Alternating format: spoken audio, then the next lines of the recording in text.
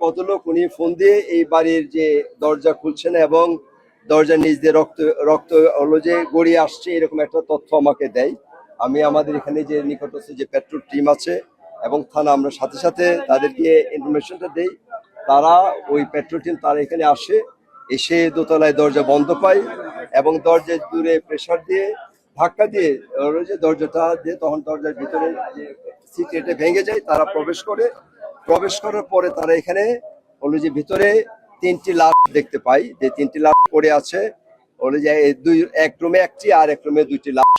হলো যে আব্দুল সাত্তার এই বাড়ির মালিক, তার লাশ, তার ওয়াইফ হলো সুরাইয়া ওনার লাশ এবং কাজের মেয়ে তাহমিল, এই 3টা লাশ এখানে পাওয়া গেছে। এবং তাদেরকে হলো কোনো হলো যে শার্প, যেটা হলো যে এই যে অস্ত্র যেটা আছে ধারালো অস্ত্র, যে এই ধারালো অস্ত্র দিয়ে তাদেরকে গলায় এবং শরীরে আঘাত করা হয়েছে এবং 3জনকে হলো আমরা এখানে মৃত অবস্থায় হলো যে দেখা যাচ্ছে, মৃত অবস্থায় পাওয়া গেছে।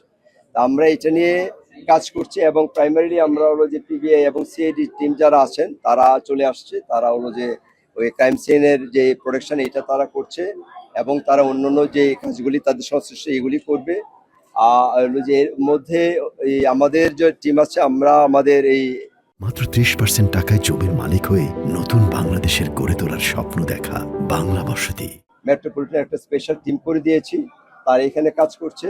এখানে প্রযুক্তির যে সহায়তা নিয়ে অন্যান্য আপনাদের হলো যে ইনফরমেশন নিয়ে এবং হলো যে আমরা এগিয়ে যাবো। এবং আমরা দুটো বিষয় ডাউট করছি, যে প্রথমত এটা কোনো যেহেতু এই ঘটনার সাথে পরবর্তীতে দেখা গেল তাদের যে আলমারি অথবা ওয়ার্ড্রোব এগুলি খোলা পাওয়া গেছে, ধারণা করা হচ্ছে এখান থেকে স্বর্ণ অথবা কোনো মূল্যবান সামগ্রী তারা সরিয়েছে এবং হলো যে এই কোনো এটা কোনো ডাকাইতি অথবা কোনো হলো সম্পত্তি নিয়ে কোনো হলো যে আগের কোনো এনআইটি থেকে এরকম হয়েছে কিনা এটা আমাদের খতিয়ে দেখে পরে আমরা আমাদের বলতে হবে। 3জন, একজন আব্দুল সাত্তার এই বাড়ির মালিক, তার ওয়াইফ সুরাইয়া এবং হলো তাদের কাজের মেয়ে তাহমিনা। এবং আমরা হলো যে উপরের যে ভাড়াটি আছেন, মানে আমাদের আলাপ পারিপার্শ্বিক আলাপের পরে সবচেয়ে এই 4 তলায় যে ভাড়াটি আছে তারা বলেছে যে সকালের দিকে তারা চিৎকার চেঁচামেচি শুনেছে, এরকম একটা ইনফরমেশন আছে। এই চিৎকার চেঁচামেচি এবং পারিপার্শ্বিকতায় মনে হচ্ছে ঘটনাটা সকালের দিকে ঘটেছে। আমরা পরে আরো কনফার্ম হতে পারবো।